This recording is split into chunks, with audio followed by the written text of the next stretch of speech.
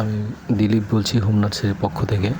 তো দেখুন, আজ আপনাদের একটা জিনিস দেখাবো, যেটা হচ্ছে এর আগে আমি আপনাদের দেখেছিলাম করম চা কাকে বলে, এবং করম চা গাছটা দেখুন। এই হচ্ছে করম চা। এই করম চাটাকেই আমাদের চেরি বলে খাওয়ানো হয়। আসলে আমরা যেটা বাজার থেকে কিনে খাই সেটা চেরি না, এই করম চা। তাই দেখুন, চিনে রাখুন এবং ফলটাকেও চিনে রাখুন। এবং আমার ভিডিওটা যারা দেখছেন তারা সবাই আমার চ্যানেলটা সাবস্ক্রাইব করুন এবং প্রচুর পরিমাণে শেয়ার করুন এবং কমেন্ট করুন। আর দেখুন, চেরি বলে খাচ্ছি ঠিকই, কিন্তু কি খাচ্ছি আমরা দেখুন। এই হচ্ছে করম চার গাছ। এরপর একদিন আপনাদের চেরি গাছও দেখাবো।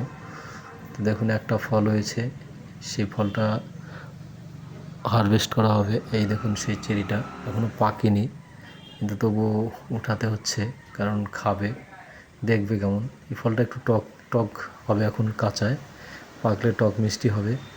তো দেখুন বন্ধুরা, এবং সবাই ভালো থাকবেন, এটাই আশা করছি।